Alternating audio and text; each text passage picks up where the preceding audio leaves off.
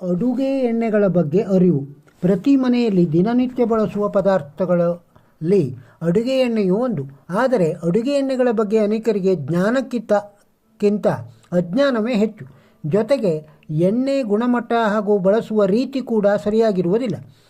ಎಣ್ಣೆಗಳು ಕೊಬ್ಬಿನಾಂಶದಿಂದ ಕೂಡಿದ ಸಿಗ್ಧ ಪದಾರ್ಥಗಳ ಶ್ರೇಣಿಯಲ್ಲಿ ಬರುತ್ತವೆ.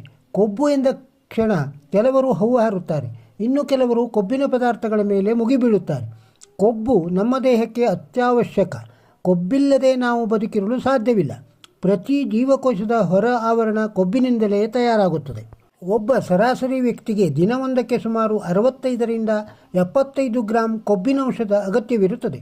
ಆದ್ದರಿಂದ ಕೊಬ್ಬಿನ ಪದಾರ್ಥಗಳನ್ನು ಸಂಪೂರ್ಣವಾಗಿ ತ್ಯಜಿಸುವುದು ಆರೋಗ್ಯಕ್ಕೆ ಒಳ್ಳೆಯದಲ್ಲ.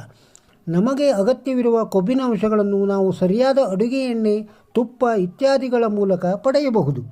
ಆಯುರ್ವೇದಕ ಪ್ರಕಾರ ಅಡುಗೆ ಎಣ್ಣೆಗಳು ಅತ್ಯುತ್ತಮವಾದ ದೋಷ ನಿವಾರಕಗಳು. ನೀವು ನಿಮ್ಮ ಜೀವನದಲ್ಲಿ ಯೋಗ್ಯ ಎಣ್ಣೆಗಳನ್ನು ಅಳವಡಿಸಿಕೊಳ್ಳುವುದರಿಂದ ಸುಮಾರು 80 ವಾತರೋಗಗಳಿಂದ ಸಹಜವಾಗಿ ಮುಕ್ತಿ ಪಡೆಯಬಹುದು. ಇಂದು ನಾವು ಬಳಸುತ್ತಿರುವ ಅಯೋಗ್ಯ ಎಣ್ಣೆಗಳಿಂದಾಗಿ ಈ ಎಲ್ಲ ರೋಗಗಳು ಹೆಚ್ಚಾಗುತ್ತಿವೆ. ಇಂದು ಮಾರುಕಟ್ಟೆಯಲ್ಲಿ ದೊರೆಯುವ ಎಲ್ಲ ಎಣ್ಣೆಗಳು ನಮ್ಮ ಆರೋಗ್ಯಕ್ಕೆ ಅತ್ಯಂತ ಹಾನಿಕಾರಕ. ಈ ಎಲ್ಲ ಎಣ್ಣೆಗಳಲ್ಲಿ ಕಲಬೆರಕೆ ಇರುತ್ತದೆ. ಈ ಎಲ್ಲ ಎಣ್ಣೆಗಳನ್ನು ರಾಸಾಯನಿಕಗಳಿಂದ ರಿಫೈನ್ಗೊಳಿಸಿರುತ್ತಾರೆ. ಅಂದರೆ ಅವುಗಳಲ್ಲಿನ ಜಿಡ್ಡನ್ನು ಕಡಿಮೆ ಮಾಡಲು ಎಲ್ಲ ಪೋಷಕಾಂಶಗಳನ್ನು ತೆಗೆಯಲಾಗುತ್ತದೆ. ಕೊನೆಗೆ ಉಳಿಯುವುದು ಜಿಡ್ಡು ಇಲ್ಲದ ಎಣ್ಣೆಯಲ್ಲದ ಪದಾರ್ಥ ಮಾತ್ರ. ಬೇರೆ ರೀತಿಯಲ್ಲಿ ಹೇಳುವುದಾದರೆ ಇಂಥ ಎಣ್ಣೆ ಮೈದಾಗೆ ಸಮಾನ. ಹಾಗಾದರೆ ಯಾವ ಎಣ್ಣೆಯನ್ನು ಉಪಯೋಗಿಸಬೇಕು? ಮೆಲ್ಲಗೆ ತಿರುಗುವ ಗಾಣದಿಂದ ತೆಗೆದ ಕೋಲ್ಡ್ ಪ್ರೆಸೆಡ್ ಎಣ್ಣೆಯನ್ನು ಯಾವ ಪರಿಷ್ಕರಣೆಯನ್ನು ಮಾಡದೆ ನೇರವಾಗಿ ಉಪಯೋಗಿಸಬೇಕು. ಹೆಚ್ಚೆಂದರೆ ವಸ್ತ್ರದಲ್ಲಿ ಸೋಸಿಕೊಳ್ಳಬೇಕು. ಎಣ್ಣೆಗಳನ್ನು ರಿಫೈನ್ ಮಾಡುವುದು ಅಗತ್ಯವಿಲ್ಲ.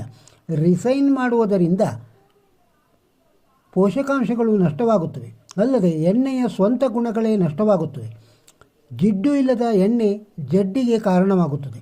ಇದನ್ನು ಎಲ್ಲರೂ ಮನಗಾಣಬೇಕು. ಇತ್ತೀಚೆಗೆ ಅನೇಕ ನಗರಗಳ ಪ್ರದೇಶಗಳಲ್ಲಿ ಈ ರೀತಿಯ ಗಾಣಗಳು ಯಥೇಚ್ಛವಾಗಿ ಹುಟ್ಟಿಕೊಳ್ಳುತ್ತಿವೆ. ಬ್ರ್ಯಾಂಡೆಡ್ ಎಣ್ಣೆಗಿಂತಲೂ ಈ ಎಣ್ಣೆ ಬೆಲೆ ಜಾಸ್ತಿ ಇದ್ದರೂ ಆರೋಗ್ಯದ ದೃಷ್ಟಿಯಿಂದ ಇದು ಉತ್ತಮ ಪರ್ಯಾಯವಾಗಿದೆ. ಮಾರುಕಟ್ಟೆಯಲ್ಲಿ ಎಣ್ಣೆಗಳ ಬೆಲೆಯ ಬಗ್ಗೆ ಸ್ವಲ್ಪ ಲೆಕ್ಕ ಹಾಕೋಣ. 1 kg ಎಣ್ಣೆ ಪಡೆಯಲು ಕನಿಷ್ಠ 3 kg ಶೇಂಗಾ ಕಡಲೆ ಬೀಜ ಬೇಕಾಗುತ್ತದೆ. 1 kg ಶೇಂಗಾ ಬೆಲೆ 120. 1 kg ಎಣ್ಣೆ ಪಡೆಯಲು ತಗಲುವ ವೆಚ್ಚ 360. ಇತರ ಸಣ್ಣ ಪುಟ್ಟ ವೆಚ್ಚಗಳು 40. ಆದ್ದರಿಂದ 1 kg ಶೇಂಗಾ ಎಣ್ಣೆಯ ವೆಚ್ಚ 420. ತಯಾರಕರು ನಿಮಗೆ ನೀಡಬಹುದಾದ ಕನಿಷ್ಠ ಬೆಲೆ 470. ಬ್ರ್ಯಾಂಡೆಡ್ ಕಂಪನಿ ಶೇಂಗಾ ಎಣ್ಣೆಯ ಬೆಲೆ 200ರಿಂದ 250. ಹಾಗಾದರೆ ಯೋಚನೆ ಮಾಡಿ, ನೀವು ತರುತ್ತಿರುವುದು ಎಣ್ಣೆಯೋ ಅಥವಾ ಈ ಎಣ್ಣೆಗಳನ್ನು ಹೆಚ್ಚಿನ ಉಷ್ಣದಲ್ಲಿ ಕಾಯಿಸಿದಾಗ ಅವು ಇನ್ನೂ ಹಾನಿಕಾರಕವಾಗುತ್ತವೆ. ಒಂದು ಎಣ್ಣೆಯನ್ನು ಎಷ್ಟು ಆರೋಗ್ಯಕರ ಎಂದು ಹೇಳಲಾಗುತ್ತದೋ ಅಷ್ಟೇ ಅಪಾಯಕಾರಕವಾಗಿ ಬದಲಾಗುತ್ತದೆ. ಆದ್ದರಿಂದ ಎಣ್ಣೆಗಳನ್ನು ಕರಿಯುವುದಕ್ಕಾಗಿ ಉಪಯೋಗಿಸಬಾರದು. ಹೌದು, ನೀವು ಓದಿದ್ದು ಸರಿ. ಹಾಗಾದರೆ ಹೇಗೆ ಉಪಯೋಗಿಸಬೇಕು? ಇದು ಈಗ ಅನೇಕರ ಮನದಲ್ಲಿ ಬಂದಿರುವ ಪ್ರಶ್ನೆ. ಆದರೆ ಮೂಲದಲ್ಲಿ ಈ ಪ್ರಶ್ನೆ ತಪ್ಪು. ಏಕೆಂದರೆ ಕರಿದ ಪದಾರ್ಥಗಳನ್ನು ತಿನ್ನುವುದು ಆರೋಗ್ಯಕ್ಕೆ ಒಳ್ಳೆಯದಲ್ಲ ಎನ್ನುವುದು ಅನೇಕರಿಗೆ ಈಗಾಗಲೇ ತಿಳಿದ ಸಂಗತಿ.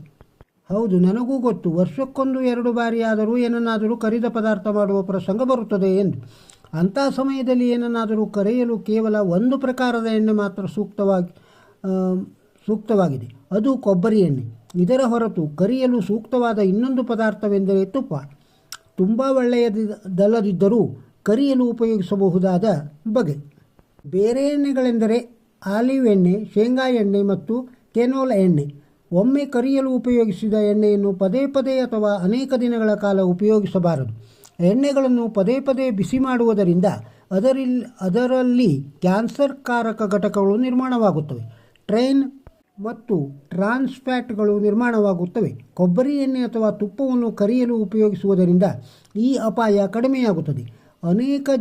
ಅನೇಕ ಜನರ ಮನೆಯಲ್ಲಿ ಒಂದೇ ಪ್ರಕಾರದ ಎಣ್ಣೆಯನ್ನು ಬಳಸುವುದು ವಾಡಿಕೆ. ಇತ್ತೀಚಿನ ದಿನಗಳಲ್ಲಿ ಜನ ಯಾವುದಾದರೂ ಒಂದು ಬ್ರ್ಯಾಂಡ್ನ ಒಂದು ಪ್ರಕಾರದ ಎಣ್ಣೆಗೆ ಒಗ್ಗಿಕೊಂಡಿರುತ್ತಾರೆ ಅಥವಾ ಯಾವುದಾದರೂ ಬ್ರ್ಯಾಂಡ್ನ ಫ್ಯಾನ್ಗಳಾಗಿರುತ್ತಾರೆ. ಹಾಗೂ ಈ ಬಗ್ಗೆ ಅವರಿಗೆ ಹೆಮ್ಮೆ ಇರುತ್ತದೆ.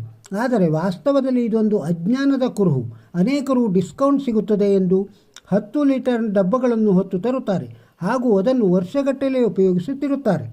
ಒಂದೇ ಪ್ರಕಾರದ ಎಣ್ಣೆಯನ್ನು ಅನೇಕ ವರ್ಷ ಬಳಸುವುದರಿಂದ ಲಾಭಗಳಿಗಿಂತಲೂ ಹಾನಿಯೇ ಜಾಸ್ತಿ. ಏಕೆಂದರೆ ವಿವಿಧ ಪ್ರಕಾರದ ಎಣ್ಣೆಯಿಂದ ವಿವಿಧ ಪ್ರಕಾರದ ಪೋಷಕಾಂಶಗಳು ದೊರೆಯುತ್ತವೆ. ಇದರಿಂದ ಆರೋಗ್ಯಕ್ಕೆ ಹೆಚ್ಚು ಲಾಭವಾಗುತ್ತದೆ. ಎಣ್ಣೆಗಳನ್ನು ಬಳಸುವ ಉತ್ತಮ ವಿಧಾನವೆಂದರೆ 2 ಅಥವಾ 3 ಪ್ರಕಾರದ ಎಣ್ಣೆಗಳನ್ನು 1 ಅಥವಾ 2 ಕಿಲೋ ಒಟ್ಟಿಗೆ ತರಬೇಕು. ಹಾಗೂ ಅವನ್ನು ನಿಯಮಿತವಾಗಿ ಎರಡೆರಡು ದಿನಕ್ಕೆ ಅಥವಾ ವಾರಕ್ಕೊಮ್ಮೆ ಬದಲಾಯಿಸಿ ಬಳಸಬೇಕು. ಉತ್ತಮ ಆರೋಗ್ಯ ಲಾಭಗಳಿಗಾಗಿ ಎಣ್ಣೆಗಳನ್ನು ಹೇಗೆ ಬಳಸಬೇಕು? ಬೆಳಗ್ಗೆ ಖಾಲಿ ಹೊಟ್ಟೆ ನೀರು ಕುಡಿಯುವ ಸಮಯದಲ್ಲಿ ಯಾವುದಾದರೂ ಒಂದು ಸಮಯದಲ್ಲಿ ಒಂದು ಪ್ರಕಾರ ಎಣ್ಣೆಯನ್ನು ಬೆಚ್ಚನೆಯ ನೀರಿನಲ್ಲಿ 10 ರಿಂದ 15 ಗ್ರಾಂ ಬೆರೆಸಿ ಸೇವಿಸಬೇಕು. ರಾತ್ರಿ ಹೊತ್ತು ಮಲಗುವ ಮುನ್ನ ಇದೇ ರೀತಿ ಬೆಚ್ಚನೆಯ ನೀರಿನಲ್ಲಿ ನಾಟಿ ಹಸುವಿನ ತುಪ್ಪವನ್ನು 10 ರಿಂದ 15 ಗ್ರಾಂ ಸೇವಿಸಿದರೆ ಮಲಬದ್ಧತೆಯು ನಿವಾರಣೆಯಾಗುತ್ತದೆ. ಈ ರೀತಿ ನೀವು ಎಣ್ಣೆಗಳನ್ನು ಸೇವಿಸಿದರೆ ಮಿಕ್ಕಂತೆ ದಿನವಿಡೀ ಅಡುಗೆಯಲ್ಲಿ ಕೇವಲ 35 ರಿಂದ 40 ಗ್ರಾಂ ಎಣ್ಣೆಯನ್ನು ಮಾತ್ರ ಬಳಸಬೇಕು. ಸುಮಾರು 10 ಕ್ಯಾಲರಿಗಳನ್ನು ಕೊಬ್ಬುಗಳ ಮುಖಾಂತರ ಪಡೆಯಬೇಕು ಎಂದು ಇತ್ತೀಚಿನ ವರದಿಗಳು ತಿಳಿಸುತ್ತವೆ.